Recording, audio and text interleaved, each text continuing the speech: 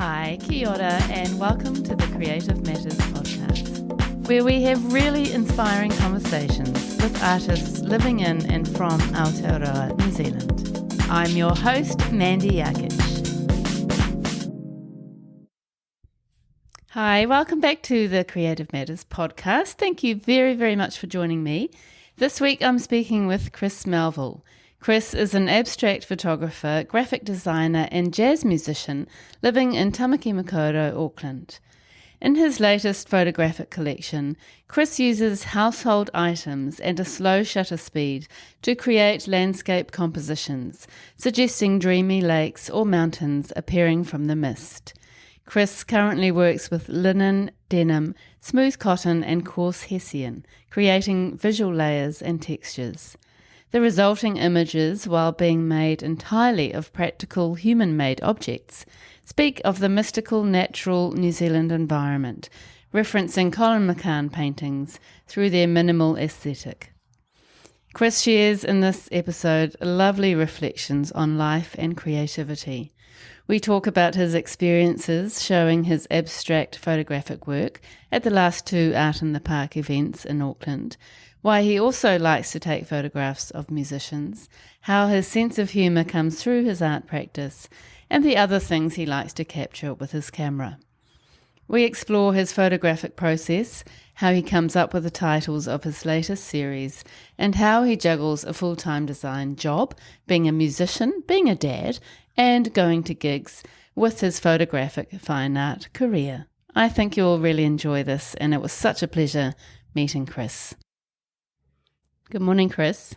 Hi, Mandy. How are you? I'm good, thank you. Welcome to Muriwai and welcome to the podcast. Thank you. It's a lovely day, and I've spent 2 hours down on the beach this morning. I came out early. It's so great. Yeah, it's so great, and it's such a great way to start the day before your podcast to kind of calm your mind, get a little bit of nature into you, some sea salty spray. Lots of sand, lots of black sand everywhere. Yeah. Sorry about your chair. Don't worry. There is sand everywhere in our house, including in my AirPods and all sorts of unusual places you wouldn't expect. So you tell me that you are a very faithful listener of the podcast. I do every day. How every amazing. day. You're going to run out of episodes. Yeah. I better keep going. So that's lovely to hear. Thank you very much. And it's just so good to have you as a guest. We did meet at Art in the Park, I think, last year, wasn't 2013, it? Initially. Yeah. Were you there this year? 2023. Sorry, 2023. Yeah. Were you there this year? Yes, I was. Because I went up to you and said, Mandy, and it wasn't you. Oh, really? What a goofball. Oh, no. I didn't see your stall for some reason. We didn't actually stay that long. I had a really bad headache and I wasn't really in the mode. Oh, right. Yeah. Not in the mode for art. Well, not in the mode for talking to people, to be honest. Yeah, fair enough. It was one of those, which is very rare for me, but I was just in the kind of like, ugh. Oh, yeah. Yeah. And it was a bit overwhelming. It was hot and crowded, but, you know, the art was amazing. Yeah, always. Yeah. Always such a great eclectic collection. Yes. That team are amazing at pulling together such a interesting bunch of people, and they're so positive. Yeah. I know. It's an incredible event. So, we met there first and talked about coming on the podcast. And finally, we have you here. Yeah, it took me a long time. I kind of had to pluck up the courage. Really? Yeah. I don't believe that. Yeah, here I am. Here you are. That's great. Thank you.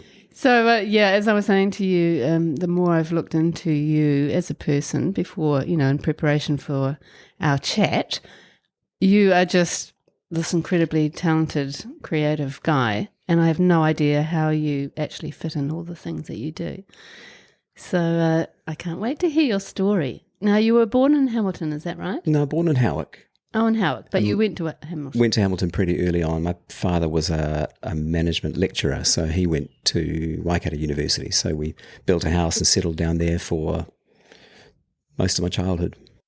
And you went to Hillcrest High? Hillcrest High, under the tutelage of some really great art teachers and really great music teachers. So they became my two playgrounds. Yeah, and your two passions. Yeah. Mm. And I read that you had a very creative mum who really encouraged you to be creative. Right from the get-go. Yeah. my earliest memories of her taking me on walks in preschool times, and we'd find buttons and, candy wrappers and leaves, and we just come back and decoupage and collage and paint on them, and just so creative. Yeah, an amazing person to unlock that door for me. That's so beautiful, isn't it? Yeah. Yeah, is she still alive? Yeah. Yeah, she's in Great. Wellington now. Yeah. Hi, Mum. Still a great woman. That's so good. Yeah. Thank you, Mum, for giving this gift of creativity Thanks, to Mum. Chris. Yeah. So how did you find your teenage years and studying art at high school? It was funny so if we can roll back, actually we should roll back to before I was born, because I had a little tale about ancestors' creativity, and maybe that's also been part of my story along the way too. That somewhere in the distant past there was a silent film pianist. My grandmother embroidered King George's coronation robe in 1937. My grandfather was an inventor. He wouldn't have called himself someone artistically creative, but he was an engineering style inventor. So he made the first humidifier, and that became the Fisher and Paykel origin story, Fisher and Paykel healthcare origin story. He was a photographer and a woodworker. My grandmother knitted. My mum encouraged everything that I did. She sewed, painted, printed, drew, sculpted. She was involved in the Waikato Society of Arts. But early on, my father and my grandfather warned me about the artistic path, because they didn't feel it was a pathway worth pursuing, because it wasn't a money-making venture. And I think those guys were war and post-war people, and so they had to really grow up quickly and be responsible for the family. So it took me, I had these two stories, if you like. There was a conflict where I knew that I was artistic and creative, and yet I was getting these stories from the family saying, you need to shelve that. Yeah, which is very, very common. I think it must be sort of 90% of guests I've spoken to have had that same kind of story. It actually would be interesting to know if younger, people in their 20s, if their parents are saying the same kind of thing. I think they possibly are. I can't imagine a life without it. When it's part of your core being, it runs through you. You couldn't exist without it. That's right. And that's what makes me feel so sad that, particularly at the moment, the national government are taking away a lot of that sort of focus on creativity in schools, which is taking opportunities away from a whole bunch of kids who aren't necessarily going to sort of shine in other areas. No, true. And I was going to get on that path, and I was afraid I was going to rant, so I wasn't going to touch on it. But I'm glad you did, because here's my rant. I believe that the creativity is such an amazing outlet that allows you to explore and develop your own person, and without that, your mental health suffers. When was it Simeon Brown said, we're going to do the core subjects and do them well? I thought, well, that's great, because it's painting, sculpture, drawing, photography. Yeah, so no such luck. Yeah, and that's a roundabout way of getting to my teenage years, which I can now talk about. So in school, when I had a chance to choose my subjects in fifth, sixth form, I chose painting, sculpture, design, art and English. And the principal said, oh, that's a bit heavily weighted in one corner. And I thought, oh, yeah, I could probably drop English and do another art. But that didn't end up happening. But you did that many art subjects then? Yeah. Yeah. Yeah. That's good. And loved it. And music? I don't think art loved me, though. Yes, music, but I didn't take it as a subject. I took it as an extracurricular thing. There was a choir at school. Yeah. So I took that, and we travelled to America and Australia, and really music was at the core of school, and then art was my other subject, and then everything else could, whatever. Yeah. Art didn't love me because I didn't love the teacher, and I got confused with the way he was teaching. And I've witnessed that with my own son learning photography at school too, that the curriculum seems confusing. And you start out developing one board over here with a pencil drawing and then a photograph, and then over here you're developing this whole theme and extending it and abstracting it, but it's not taught very clearly, or at least those teachers weren't teaching us to us very clearly. So yeah, I was very confused at the start, and I don't think I may have barely passed art. But which is also quite a common thing for artists, not to necessarily have to find themselves, and not to have achieved in those early days, because that kind of art is so. It's such a strange way to be making art, in a way, is to be sort of guided through that NCA process, which is very restrictive and doesn't really seem to be very focused on what that individual is trying to express. Yeah, I found a pathway for myself that summed up who I was at the time. It was very abstract, expressionist, super colourful, and I was fairly outgoing, so it suited me at the time. It's funny because now I look at my works, and now I'm older, I'm so much more about minimalism and calmness. Yeah, it's interesting. Oh, well, that's good. That's a good place to get to in your 50s. Yeah, absolutely. Yeah. It's like, well, I'll save these words for later. I don't want to overuse them, but it's like a meditation now. Yeah. So you left school thinking you'd like to be creative, but you actually have to make some money. Where did you go from there? I applied to Wycliffe, and I went to meet Greg Wycliffe, was that his name? And I was getting my portfolio ready, and my father said, you should apply for industrial design school in Wellington, because that's going to get you a job. And so I did, and I got in. So I moved to Wellington and spent 4 years in a diploma down there. It was pre-degree, so there was no degree. But it's basically the same course. Yeah. Incredible course. So creative. I learned so much. I spent all my time in the darkroom developing photographs and pushing everything to a stupid degree. Like, here's a photo, what can I do with it? Double layer it, spot develop it, any kind of push and pull that you can imagine. And what were you photographing then? Was objects and that kind of thing? Yeah, lots of still life. Some of the products I was building at the time, chairs, tables, handheld products, all the stuff I was developing in the course. And then we did profile photographs of us, and then narrative stories around town as well. All kinds.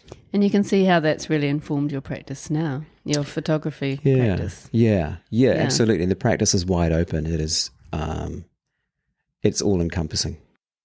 I was flatting in one of my final years, with a whole team of really amazing creative people who've gone on to be quite genre defining and quite well known in their own industries, fashion, design, music, art.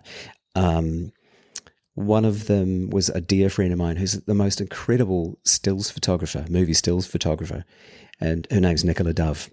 She said, my boyfriend's father runs this company in Nelson, and it is boat design practice, and they are thinking about doing a super yacht, and would you like to go down and work there for a time? So I ended up in Nelson, sailing boats, windsurfing, mountain biking, and creating super yachts. So that was my first job. It's a little bit of a pivot away from industrial design. Yeah, a little bit. It was more interior design, exterior and interior boat design. So the job route really took me down the path of design. I became a product designer, moved to Auckland, became an exhibition designer. I ended up in signage. I became an all-round strategic creative for an agency. ended up a graphic designer with a wine company, and then moved to Harcourts, where I now work as a graphic designer. Lots of animation, lots of campaigns. Interesting. Yeah. Wow. And was that career feeding you creatively, do you think? Yeah, very much. Every job I was able to bring something to it in terms of an extra skill or a component that made me feel like I was enjoying myself. Yeah. Being a graphic designer now, I've had signage experience, I've had exhibition design experience, I've had all of that interior design experience to bring to the team. So yeah. Yeah. Oh, that's great. It's been a really great career, resulting in now a corporate career. And I couldn't be with a better corporate company. They're so supportive, so much fun, amazing team. Really? Yeah. Oh, that's yeah. so good. So it is amazing that you actually managed to do something that paid the bills, but also was, quite a creative career, which you've developed and sort of gone sideways, and it sounds like so it's sideways. been amazing. Yeah. So you're now a photographer and also a jazz musician. So it'd be interesting to know how you've actually kind of developed those other two parts of you, and how you've fitted that with full-time work. So shall we start just with the musician part of your life? I think it's really important to talk about that, because I'm sure that there are some really deep connections between your music and your art. So tell us a little bit about your jazz and your singing music career. I know that you have sung on Dancing with the Stars New Zealand, Yeah.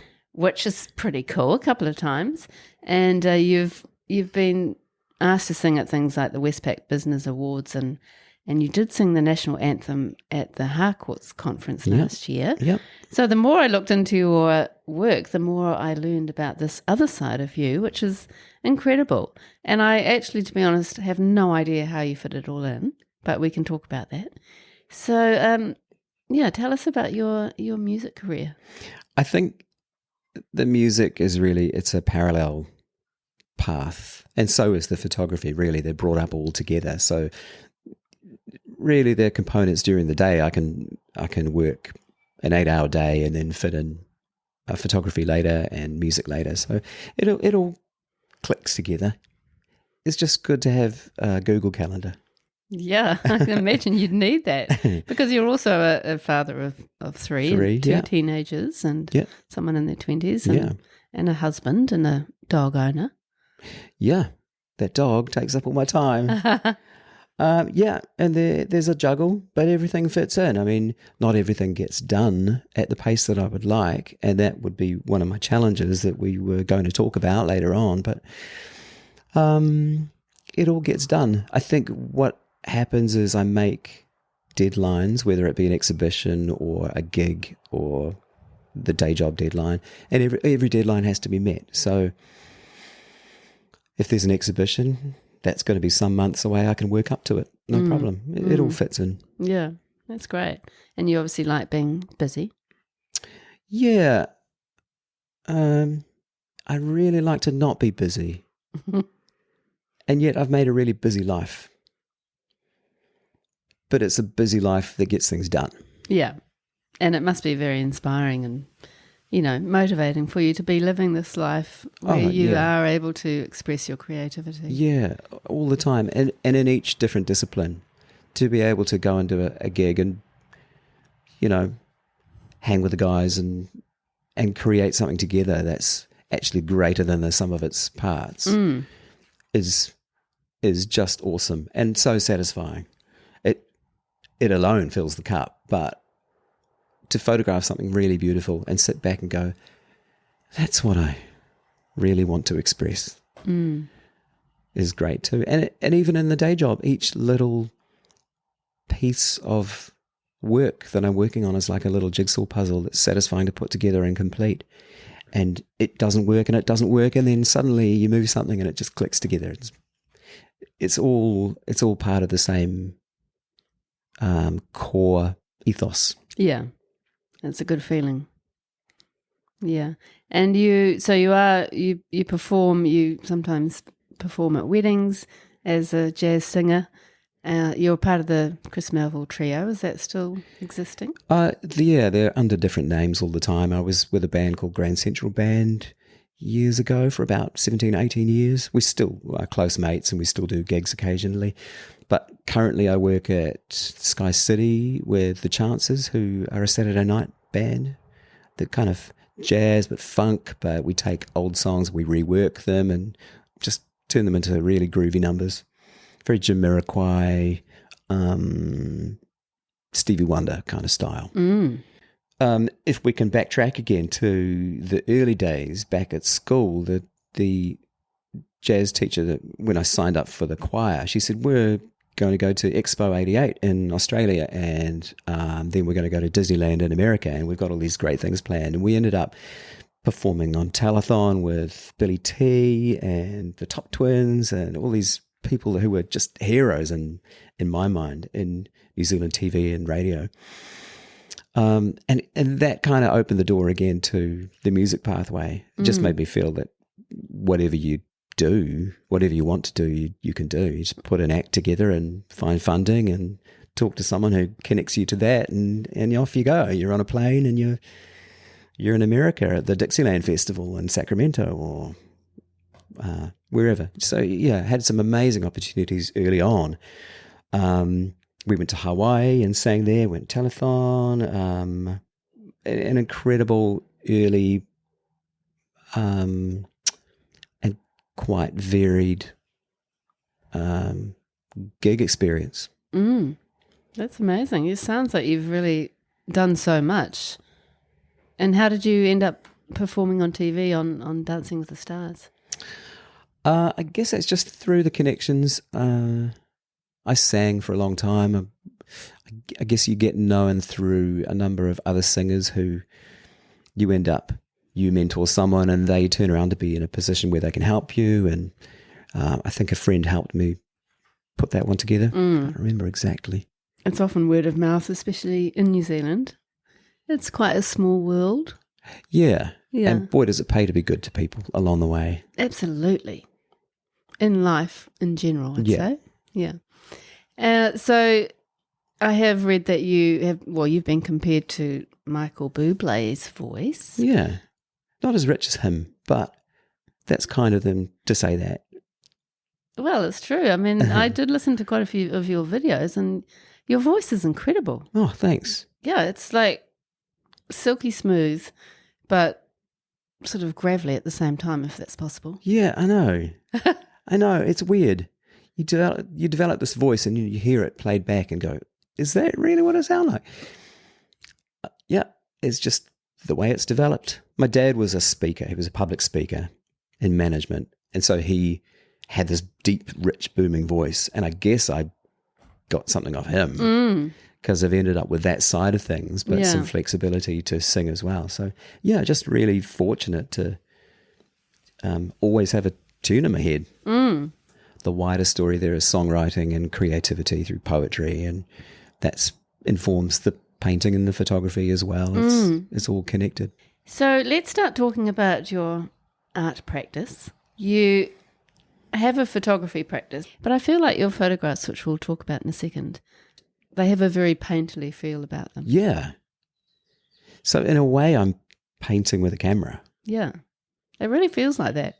And when you, especially this latest series, which is sort of landscape based, if you saw them from a distance, you probably would think they're paintings. In fact, many people did at Art in the Park, and I would have to stop and explain. I had a photograph on the wall that showed a picture of me moving my camera across the subject so that I could explain to them. And it's amazing when people get up close to have a look and you go, this is a photograph of material, and I've overlaid the material to make mountains and water and sky, and then I've moved my camera with a slow shutter speed, and people just kind of get it. There's an extra layer, and they go, hang on, wait, this is not a painting of a landscape.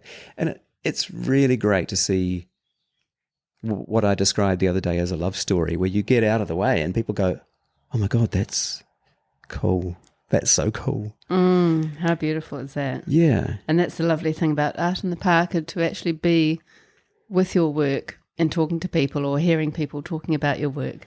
It's a lovely format, isn't it? It's an essential place to be for an upcoming artist because you get that engagement with buyers or onlookers, and you get to find what works and what doesn't. Yeah. Which you maybe can't necessarily do at an exhibition where you're not on site. And people, they were responding pretty positively, weren't they, to your work? Yeah.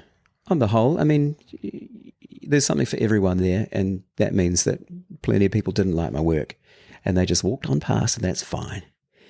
There's something else there for them. It's a funny one, isn't it? In a way, you are kind of putting yourself out there. It's like, I've done a few markets selling things that I've made in the past. And you're sort of putting yourself out there, hoping somebody's going to stop at your stall or hoping that they're going to like what you have.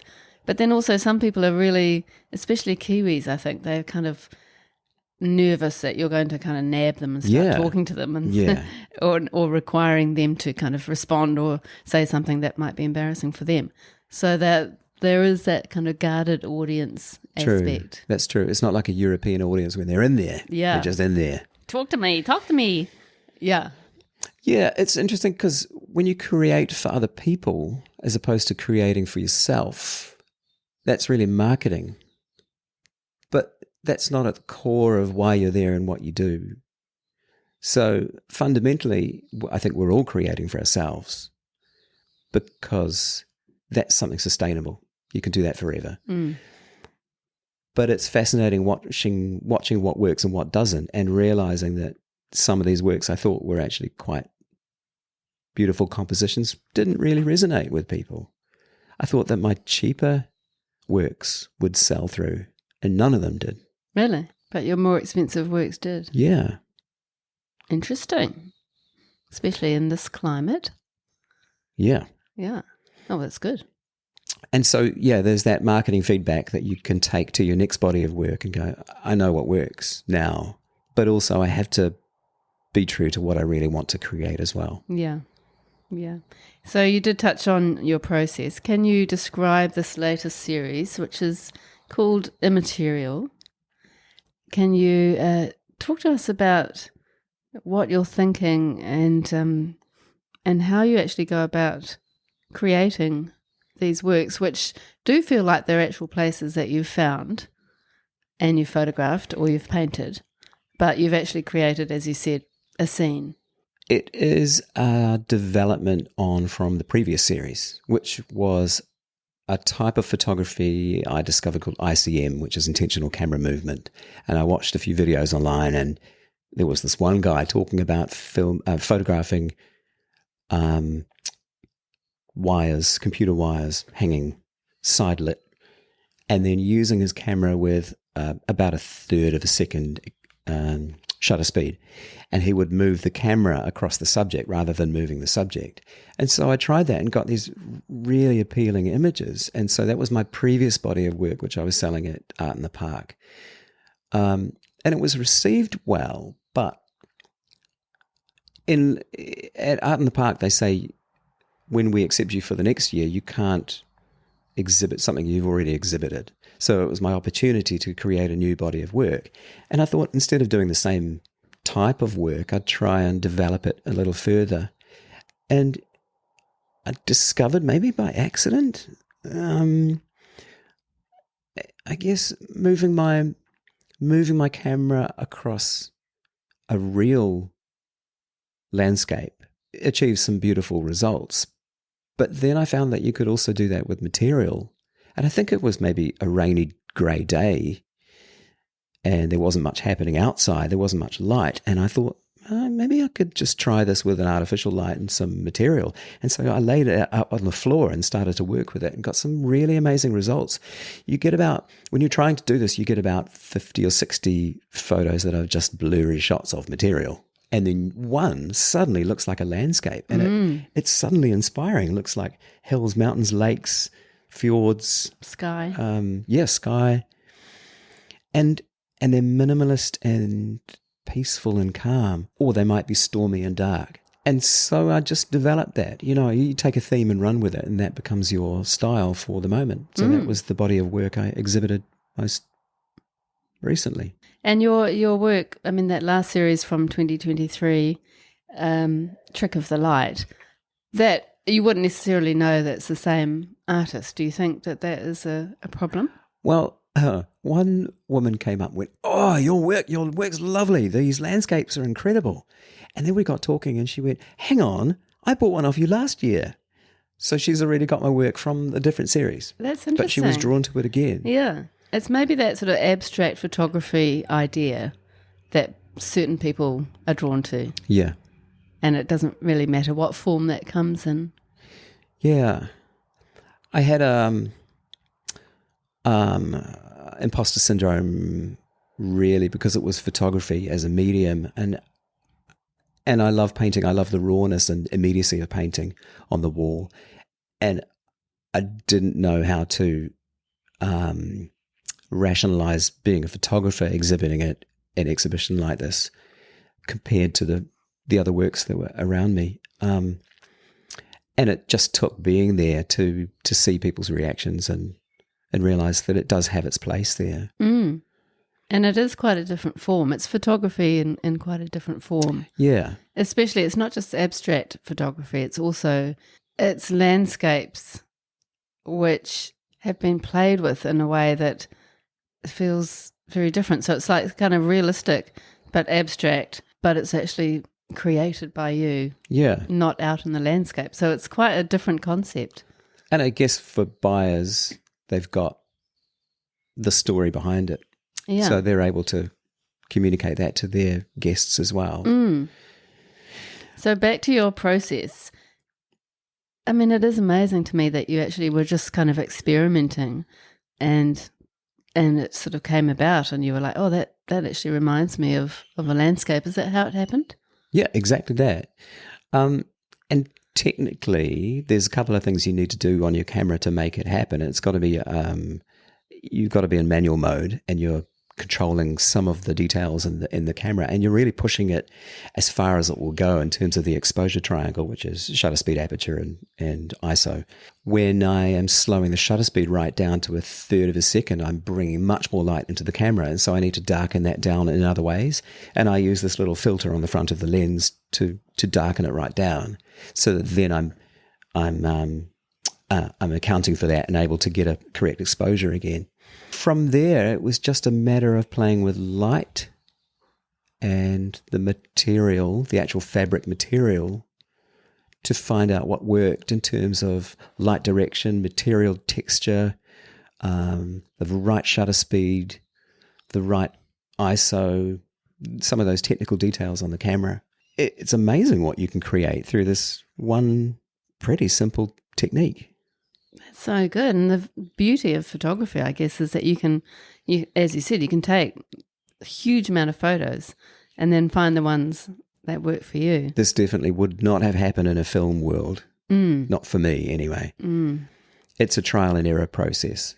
But it's beautiful too, because you can lay up your subject and then start working with it, and you end up massaging it and working and trying a different light direction and using the sunshine. Basically now my studio is my lounge floor with the sunshine coming in, because it creates a natural light and shadow. And then I work with the folds of the material and the textures to create, some of them look like landscapes, some of them look like landscapes which don't quite work. They've got material textures in the sky, for example, which you never would see in a real sky. And that's what drew people into some of the works out in the park. They go, wow, is this a canvas? Is it, have you painted this in? And it's good to have a layer of complexity, I think, when the process is so simple. It's nice that there is that layer of confusion and surprise. Yeah. It has that element of surprise and then really engages people, like you said, because they want to look closer. Yeah. And then it's great that if you can actually talk about the process. So it probably fascinates people when they love the look of it and they're wondering maybe where it is. And then they hear what it actually is. Yeah. And you hear people go, oh, I know where this is. This is in the South Island. Oh, I've been to this place. You go, cool. I love that. That's so good. And that's great because the audience can then connect in their own way and to their own memories or to their own experiences. Yeah, and in fact, the art form is using their brain to make that connection. Mm. So it's a leap of faith that they will make that connection. Mm. Yeah, I love that. And you use linen and denim, smooth cotton, coarse hessian to create these visual layers and textures. Yeah, chiffon for layers.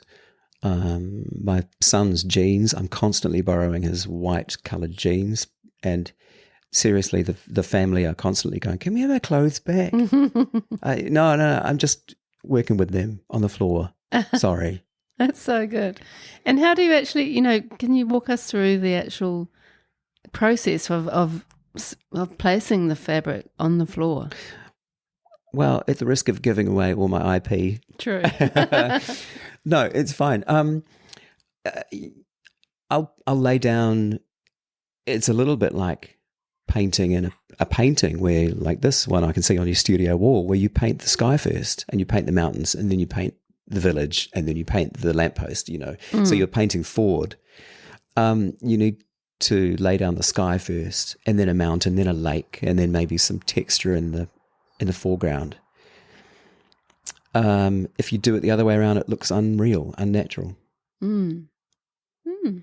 And in fact, a lot of the images, they surprise me, where I thought that I was laying down something that was a lake, and maybe it's not that I'm creating a scene and then trying to photograph it. I'm just laying material down and then photographing it to look like a scene.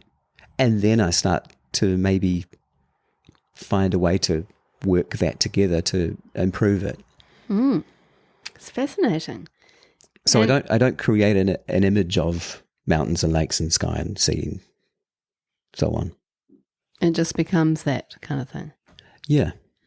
And do you play on Photoshop with things as well? Minimally. I'll just lighten and darken, or I'll clean up little spots. One thing I've noticed, when you use a camera with a slow shutter speed and you're swinging it side to side, the image might be blurry, but some elements that are in the lens or in the camera end up being fixed, and so they end up becoming dust spots on the shot. So you've really got to blow it up on a big screen and look around it for dust spots and clean it up, which is, it's not a crime. No. It's actually part of the process. Yeah. And it's bringing out the essence of the image rather than, when I maybe photograph a mountain with a lake in front of it and the lake's a little dark, I think it's okay to just brighten that up slightly. But I don't do anything else beyond that, because I feel that's then becoming digital art, or digitally manipulated art. And do you find sometimes your audience think it is digital, and in that case want to walk past because Perhaps. they find it less interesting? Yeah, and that's my challenge. That makes me want to explore other mediums. I would hope that there's enough of a surprise and delight factor that the people who are going to be drawn to it are drawn to it. I think so. I feel like it very much draws you in. They're really beautiful photographs. I love them. Oh, great. Yeah, really love them. And that's coming from you, who has that beautiful mirror eye scene that you can walk down to and stare at out from the deck every day. I know. And it does actually remind me of this place, because we have so much weather. We're constantly watching the weather, and it's such a wild environment that is often quite misty, and it does have a real feel. Your work, or that series in particular, has quite a feel of this area. Right. So I probably connect to it in that way. But also the colours and, as you say, the calmness does really draw me in. And then I think you get drawn in just visually, and then there's a whole other complex kind of story, which makes it even more interesting. I think graphically I wanted to represent the paintings that I grew up and falling in love with. I was always drawn to Colin McCahon for his two-dimensional simplicity and representational landscapes. I actually set out to try and photograph the subject in a Colin McCahon manner, but without the overlay of religious writing and so on, because that's not me necessarily. But I found that my calling really was with the ultra minimal style. And Colin McCahon did live in Muriwai. Yeah. And made quite a few paintings. Actually, each phase of his life was different too. You know, he began in the South Island and moved to Nelson area and then up to Muriwai and then back to the South Island too. And so he's got many sides to draw on. Yeah. So are you ever really kind of studying his paintings and then kind of responding with your fabrics? Yeah, I actually began trying to really emulate exactly what he was doing. So the waterfall series, or the two hills with the gap in the middle that created the cross. I tried to create those, but found myself kind of going full circle to landscapes and realizing that I could make quite convincing landscapes rather than representational McCahon style images. It's so interesting because it is, like I said before, I think it's kind of abstract but kind of realistic together. Yeah. I'm really interested to see now I've done another Art in the Park and I've seen what people like this year. I'll be moving to a new look. I don't know what that is yet, but that's just going to be playtime. That's exciting. So you do like to experiment, don't you? Oh, so much, yeah. That's part of the fun. Yeah. Yeah. Oh, I can't wait to see what you come up with next. Well, I'll be posting, so... Yes, I will be watching.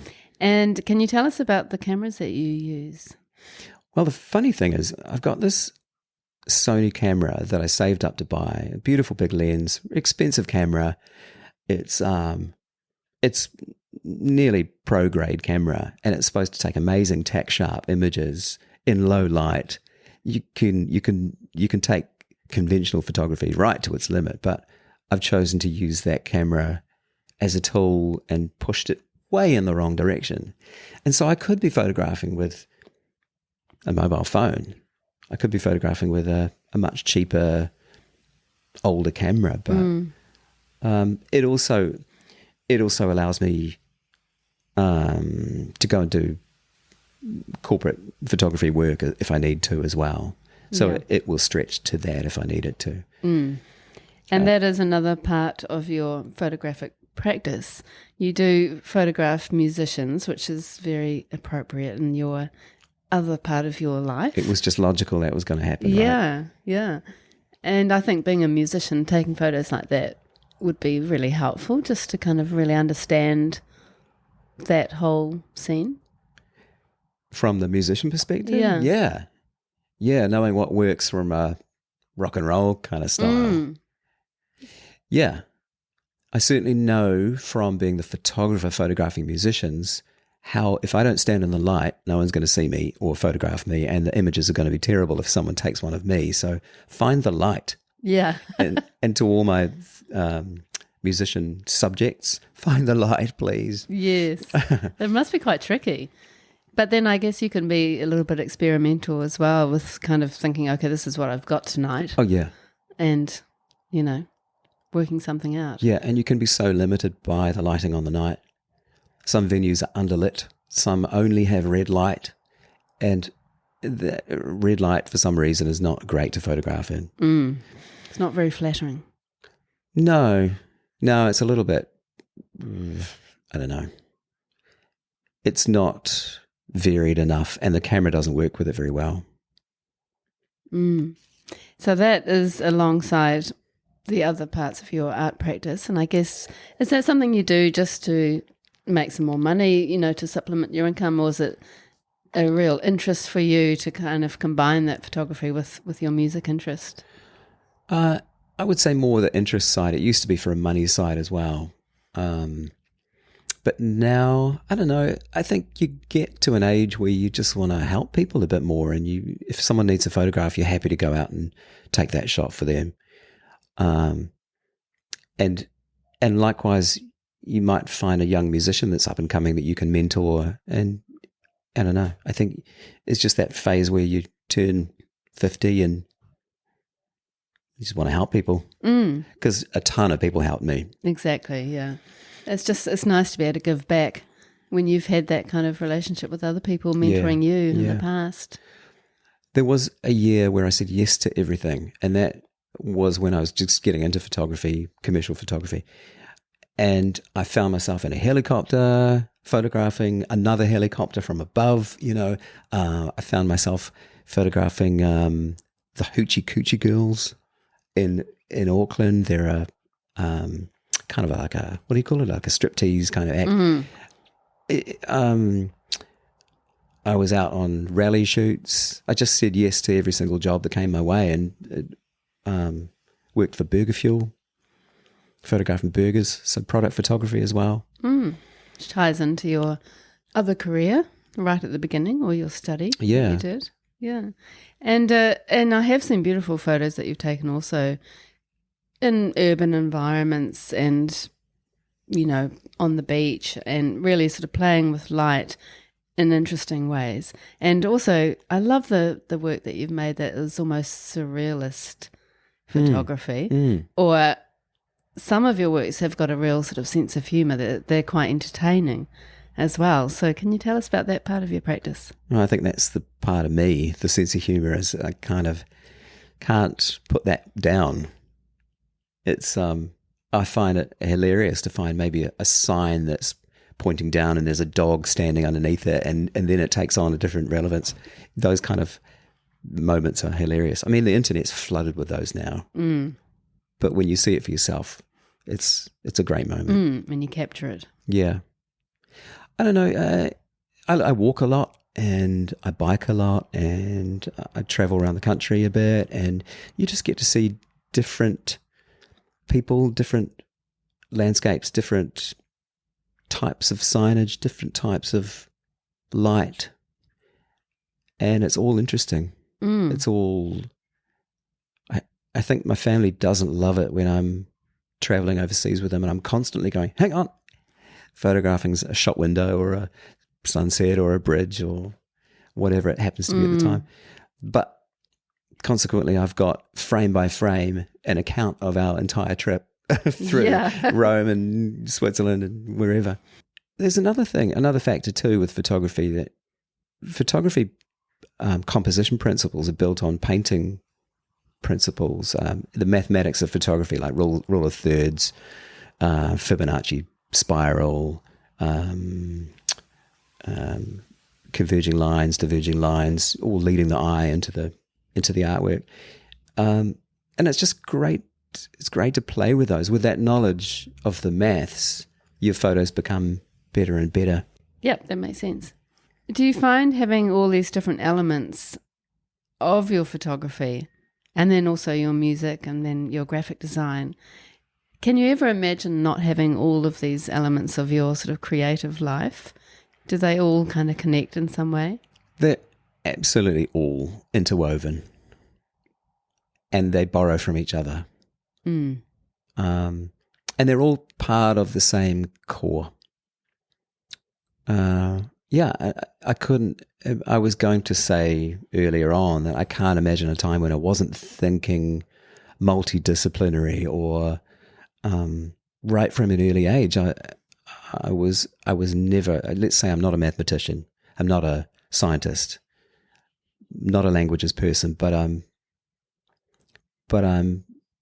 quite deep in the creative process, and it brings me a lot of satisfaction. And I was going to say, the great thing about being a creative person is really noticing things, and that is obviously what you do wherever you go. You're watching, looking, thinking, which I think is a real gift for creative people. And I think everybody can do that. It's just whether they've, been encouraged to, or had opportunities to, or they've just sort of, whatever they've done in their lives have kind of helped them to do that. Yeah. But I feel like artists have that gift, that they are noticing things. I think every one of your guests will be someone with an extraordinary observational gift. Yeah. Yeah. It's so interesting, isn't it? Yeah. And it's really strange to think that there are people who don't do that. And they don't. I know, they really don't. And I notice things like in the sort of area that I live in, I suppose, I notice everything about everybody's gardens, for example. Like if a tree gets chopped down, I think, oh, they have to chop that tree down. And I might say it to George, my husband, and he'd be like, oh my God, how do you know that? Like, Oh, right. and I just see things and I watch things, and I love watching building projects on properties, and that's why I love grand designs, just watching process like that. And just, yeah, I'm always just looking and thinking. And I think that's what informs my practice a lot as well. Yeah. So just going back a little bit, Chris, to your latest series, Immaterial, your abstract photography, you do title those in really interesting ways, and it sort of made me think, what are you trying to say, or what are you trying to make the viewer feel or think or connect to? Can you tell us a little bit about your titles and how you come up with them? I'm glad you asked, because all the titles are jazz songs. Aha. They're really early, lots of them really early classic jazz songs. They're all standards. And so really they only serve a purpose to mark the artwork. But I'll look at an artwork and I'll find a name that really resonates with the artwork and ties into it. So, A Beautiful Love or something like that is obviously going to be a harmonious landscape, not a stormy one. Stormy weather is going to be a stormy image. So I just tie the titles to that. I could keep going forever because there's so many jazz songs out there. But jazz is a first love, and to me, jazz and art tie closely together too. And I noticed that a lot of the buyers at Art in the Park love jazz as well, because when I said, by the way, each name, it's like a little gift to you. You can look up the song on Spotify, and that's your song to go with the artwork. They all went, oh, that's even better. Yeah, that is a really beautiful sort of extra thing. Yeah.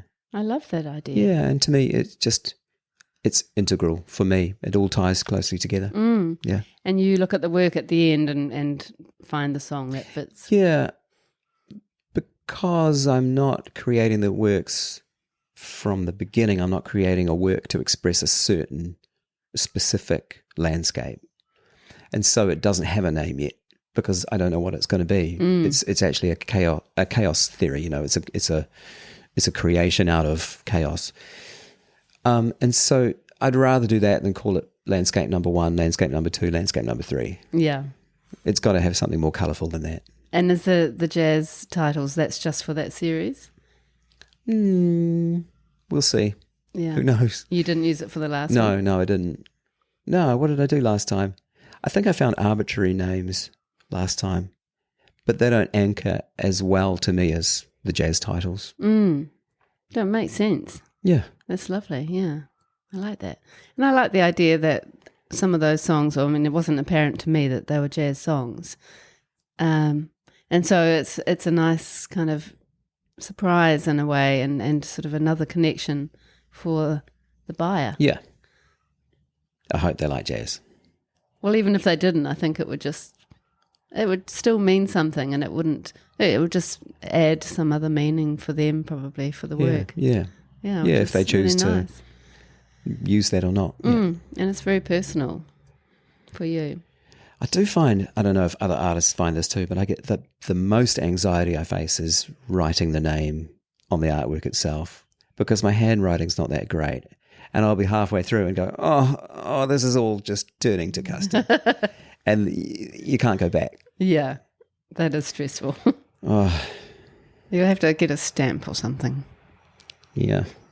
Like some cool wax stamp. Yeah, cool, yeah. Or emboss. I quite like the emboss Yeah, that's stamps. funky. Yeah.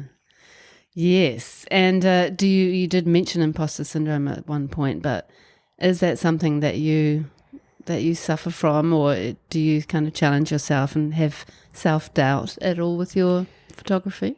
Yeah, I think only, not with my photography, because I'm confident to create photography, but I don't know, everyone experiences it to some degree in with their validity in the whole scheme of art, for whatever, that's a very broad term, but I look at painters who have an absolute gift for portrait painting, for example, and go, that is next level. And for me, my own skill is just waving a camera over a piece of material, which is, it's on a level. But at least I know, like I was talking before about the mathematics of a painting and a photograph and how to make the composition work. And at least I know I've got knowledge in that area that if I can persist with this photograph, then I'll get a composition that works. Yeah. Yeah, and you should take a bit more credit, I think, because you're creating a process which is quite original, and you are using your eye to select the ones that have the most impact. Yeah, and that in itself, I think artists take for granted, but I think that is you're right. I know, I just totally downed myself, and that's a terrible thing to do. But, your own style and skill, when it comes naturally to you, doesn't feel like something incredible. But yeah, it has to be acknowledged. Everyone's got their own intellectual property and their own personal style, and it's all appealing. Yeah, and their own contribution to the art world. Yeah. Yeah. So you aren't actually represented by any galleries. I've noticed that you do like to sort of, enter competitions and be part of sort of community art shows or collections or galleries. What's your plan for showing your work in the future? I really want to be represented. I'd love to have an exhibition, multiple exhibitions. I'd love to talk to any gallery out there who is interested, but I have been door knocking for a couple of years and they are full. It's really difficult to engage a gallery. It also might be because of my medium. And what is your actual approach? How do you approach a gallery? You call them first, find a name, so you're not just sending to a blank wall, and then email images through. And I've been in discussion with a couple of places, but nothing's eventuated. Right back in the beginning, when I was in Wellington, I was a design student, and I decided, I don't know how this came about, but I decided I want to exhibit art. And so I created a series, and I found a cafe with an empty room next door to it. And I approached them and said, can I take that on as an art exhibition and name it myself as a venue, as an art gallery? And then they said that's fantastic, because they were going to benefit from the food and drink. And I had 2 exhibitions like that in different locations. So I kind of found the gallery myself and created it out of thin air. So there's always that option. Yeah, I love that option. Yeah. And so I guess that philosophy has kind of guided me through the years, that if I've ever felt like I had any kind of fear of not measuring up, I just go do it myself. Yeah. Why have fear? But the imposter syndrome is a real thing. I know I've heard other guests of yours talk about it too. Yeah, I think it is real for everybody, no matter where they're at with their art careers. Yeah. Which is a shame. And, I talked about the plumber the other day, about not having any trouble calling himself or herself a plumber, which sometimes artists, have problems with really recognising themselves as an artist. But it's the same thing in a way. I don't think plumbers are comparing themselves with other plumbers. I mean, I know it's different, but it should be the same. Yeah, it's a great way to draw that analogy. I often talk about plumbers when I talk about music. When people challenge my music fee, I say, well, you try and get 4 plumbers in a room and control their time for 6 hours and get back to me, because It's going to be a lot more money. That's so true. Yeah. The gallery, I hope maybe that would be something in the future for you. You will keep going with Art in the Park? you think? Yeah, I'd love to if they had me back. It's just a fun weekend. Yeah. And I've got to know the other artists there, and they're a really good bunch. Yeah, it'd be great in that way. And the New Zealand art show or any of those kind of things, do you think appeal? I applied for it this year, and I got in, and I paid the fee, and then realised that it was my wife's birthday, and I really should not be doing something for myself on my wife's birthday, so I withdrew. But yeah, in the future, I heard the Wellington one is really great. Yeah, I heard good things about that too. And that's a good way to kind of get yourself out there and then, possibly do more of your own things. I do love artist-run spaces. Yeah. Yeah, I'd love to collaborate with other people who can occupy the same space in a different way, maybe sculptors who can use the central part of the room. I do have a solo exhibition coming up next year. That's at Lake House Arts. in Takapuna. So really looking forward to that, because that's really my first adult solo exhibition with my most recent kind of work. And that's great. And sometimes using those community art centres is a really nice way for you to kind of manage your own show. Yeah. Yeah, and it's laid on. Like, there's the room. And yeah, you do pay to be there, but I'm grateful for the fact they've got food, wine, the space, lighting. They've got all of that. I'm happy to pay that fee. Yeah. It's worth it. And they've got their connections as well, their database. Yeah. Yeah, which is helpful. That's very cool. I think you are a very talented, all-round creative. We all are. Yeah, but not all of us are sort of really excelling in art and music at the same time. No. And design. No, but we're all good at multiple things. Yeah, it's just tapping into it, isn't it? I know what I'm not good at. Yeah. So let's get on to the question. Okay. What do you find is the most challenging aspect of your life or your life as an artist? There are a lot of challenges, but I think they're not negative things. They're just. I think that's the point at where you dig in and you find creative solutions. Like, for example, my lack of representation means that I just need to get out more, knock on doors, meet people. Really, I should have made industry connections much earlier on, but I was making them in music. And so now is the time for me to really kind of knuckle down and connect with people and try and exhibit more. Managing so many creative processes towards different outcomes, music projects, macro and micro, photography projects, commercial jobs, the day job, balancing renovation of the house. We build furniture at home because you can make cool, funky furniture, and we've got the skills, so why not? Family time, social media for all of those channels. It's difficult to go in deep in one project for any length of time. Like, I'm not a reader because I just don't have that time. And I think I would be a reader if I gave myself the time. But the juggle is, it's a challenge. But like I say, Google and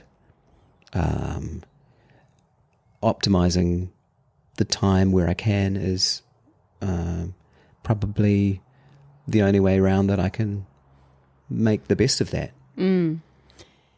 Do you think of yourself as an artist? I mean, you probably feel that you're a musician, but do you think of yourself as a visual artist? Yeah, I do now. I think it took me 2 of those Art in the Park bodies of work to really explore concept and technique. And I think with that kind of level of complexity out of the simple technique that I've got, I think that is worthy of calling myself an artist for, Yeah, absolutely. Can you see yourself getting rid of the day job? I have done in the past. There were times when I was photographing full-time and for the Herald, and I was singing full-time for Sky City, and so I did away with the day job. But the more senior you get in the day job, the better income you have. So, in fact, for the moment, I really want to keep supporting the family on the income that I have through the day job. Ultimately, I would want to see, well, this is probably another one of your questions, where do you see yourself in 5 years' time? Ultimately, I want to be travelling overseas with some income from different sources. Music or art? All of that. everything. Why not? Why not use all the skills? Absolutely. And you're so lucky you've got those skills. Yeah. And if I can convert them into income, regular income online, then why not? Can you see yourself ever combining your singing or your music with your art in the same space? Yeah, but it could be very easy to do it in a very cheesy way. And it's quite nice to say, this is my one discipline and I'm here for this. But then you've got your titles there, so that's kind of a little bit of a connection. Yeah, true. Yeah, if I can integrate them in my own way, that's fun. But you're not going to sing to an artwork? No. I mean, all of the artworks have been sung to, for sure, when I've been framing them. Really? And you've spoken of Colin McCahon, but what other artists inspire you? His art is definitely my first love. Yeah. And I've loved it all the way through. There's a woman in Tauranga, Emma Bosley, and I came across her art when I was at school and I just fell in love with it. It was architectural but abstract and loose in the way that McCann's work is too. So colourful. It was definitely landscape, but it had those senses of maybe a tin shed or a structure in it too. And I came across a couple of her works that were selling for $40 for two of her large works on Trade Me, and I hit by now like the fastest you've ever seen anyone hit it. And the guy who was selling said, I meant to put 400. What an idiot. But could you pay for packaging and then I'll send it up to you. So I've got these two beautiful works from Emma. She doesn't have a lot of work online from that early phase, but yeah, I love her work. Franz Klein, an older artist that I love. I love his compositions with his black and white abstract works. So stunning. Miles Davis, oddly enough, is a major influence because he speaks in such a minimal way. He'll say something with his instrument, but his silence in between his statements is also a statement. And he says so much with silence. And that is... that informs my minimalist ethos as well. And the last one is this woman. I'm not going to pronounce her name correctly because I can't say her surname, but it looks like Karlovac. Her name's Olga Karlovac. I think it's Karlovich, something like that. She's a photographer who is on Instagram, and she takes slow shutter speed images of people walking in the rain through urban environments in Europe, and they are drop-dead gorgeous black and white images of these blurry figures. They're unbelievable. Beautiful. And the way she uses space and structure in her images it's like a lesson. She's a master. And why do you make the kind of work you make?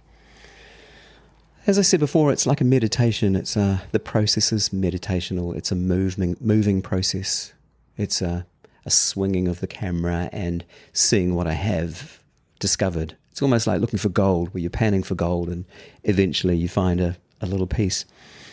But it's a desire to share that meditation to people, to bring calm into their world as well. I love that. And for the most part, they are calming images. It's a challenge to create something simple but with complexity, using those compositional rules, and it's really satisfying when I get that. I love also to explore the continuation of that New Zealand aesthetic that prevailed in 80s art and film. Dark, brooding, blunt and brutal, quite brutal, and really sometimes quite depressing. Bruno Lawrence, for example, has been a hero, an acting hero of mine. He says things in his acting that are like things expressed without words. And I love to portray that in the art as well. And you probably do that in your music also. Yeah, and I suppose it comes back to that Miles Davis concept as well of actually saying silence sometimes. Yeah. And it is interesting, isn't it, how your work, even though you're not actually depicting a certain place, they really do remind you of New Zealand landscapes. Yeah.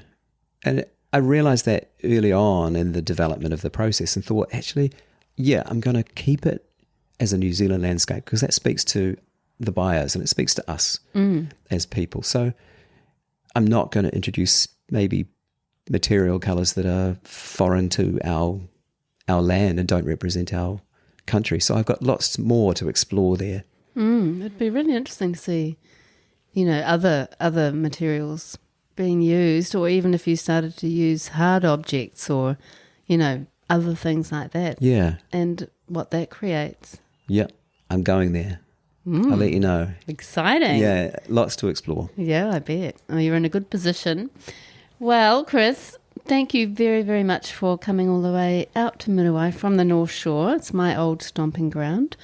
And it's been such a pleasure to meet you. And I'm sure my husband will be very excited to see you at his gig if you manage to make it. I'll make it. And we'd love to come and see one of your gigs as well. Yeah. I'll put a video on the bottom of your blog post of you singing so people can get a sense of that side of you. And such an inspirational story. Thank you very much for sharing. And I can't wait to see what you're going to do next. Thank you so much for having me.